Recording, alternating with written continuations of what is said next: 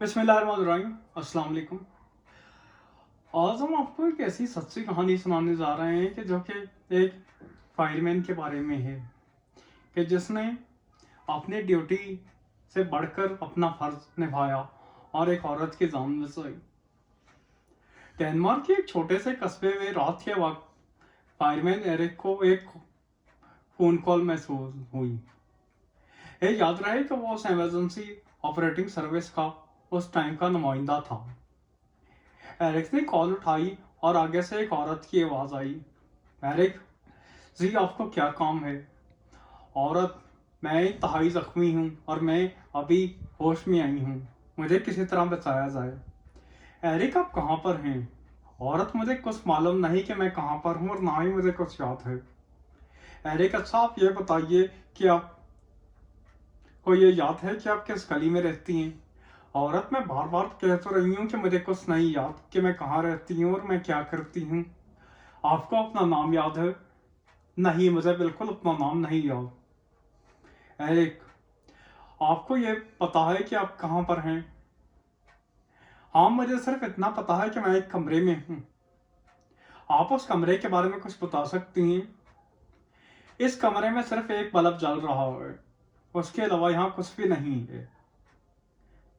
आप मुझे किसी तरह बचाएं, मैं दोबारा से बेहोश होने लगी हूँ। एरिक ने पूरी कोशिश की कि किसी तरह उस खातून को ऑनलाइन पर रखा जाए और उससे बातें की जाएं। इसके बाद एरिक ने अपने कैप्टन का फोन मिलाया। कैप्टन ने कहा, अगरचे एक ऐसी खातून जिसका हमें पता भी मालूम ना हो, उसकी तलाश बहुत मुश्किल है, लेकिन किसी दम तोड़ती औरत की जान बचाना हमारा फर्ज है। इसलिए कैप्टन ने तमाम के तमाम फायर ट्रक्स को फौरी तौर पर कस्बे के तमाम हिस्सों में फैल जाने का हुक्म दिया। देखते ही देखते 15 फायर ट्रक्स पूरी के पूरी कस्बे में फैल गए। अब एरिक को ये समझ नहीं आ रही थी कि वो किस तरह उस खातून का पता मालूम करें। एरिक ने दोबारा से फोन उठाया, लेकिन वहां से लंबे लंबे सांस आ रहे थे और एरिक के बार बार पुकारने के बावजूद खातून आगे से जवाब नहीं दे रही थी। एरिक ने आखिरकार एक तरकीब सोची। उसने कहा कि तमाम फायर ट्रक्स एक एक करके अपना हॉर्न बंद करें और जब मुझे हॉर्न की आवाज आना बंद हो जाए तो मुझे पता लग जाएगा कि वो औरत किस गली में है।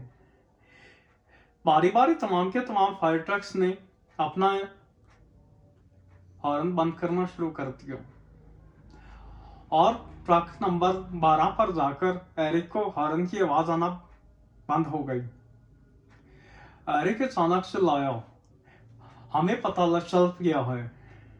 वो आसानी उस औरत की गली में पहुंच चुके थे जहां पर कि वो मौजूद थी। उसके बाद एरिक ने सोचा कि अब मैं इस औरत का घर कैसे तलाश करूं। अभी वो इसी सोच में ही था कि उसको एक तरकीब सोची। उसने फायर ट्रक्स के साथ मलिका सिस्टम के साथ राब्ता कायम किया और माइक में ऐलान किया, इस गली में एक ऐसी खातून है कि जो कि दम तोड़ रही है और इंतहाई जख्मी है। मुझे ये नहीं मालूम कि उनका घर कहाँ है, लेकिन मैं सिर्फ इतना कह सकता हूँ कि उनके घर के कमरे में एक बल्ब जल रहा है। आप अपने घरों के तमाम रोशनियां बंद कर दें, अपनी स्ट्रीट लाइट्स भी बंद कर दें, क्योंकि जब तमाम की तमाम रोशनियां बंद हो जाएंगी तो हमें पता चल जाएगा कि किस घर में बल्ब जल रहा है। एरिक का इतना कहना था कि तमाम की तमाम स्ट्रीट लाइट्स ऑफ हो गई और लोगों ने अपने घरों के अंदर की रोशनियां भी गुल कर दी और आखिरकार उनको वो बल्ब नजर आ गया जो कि उस औरत के कमरे में जल रहा था। ट्रक में मौजूद लोगों ने दरवाजा तोड़कर दम तोड़ती औरत की जान बचाई और 2 हफ्ते की कोशिश के बाद वो औरत पूरी तरह अपने जख्मों से बाजियाब हो गई। इस कहानी से हमें ये सबक मिलता है कि अगर इंसान हिम्मत करे तो सब कुछ मुमकिन है।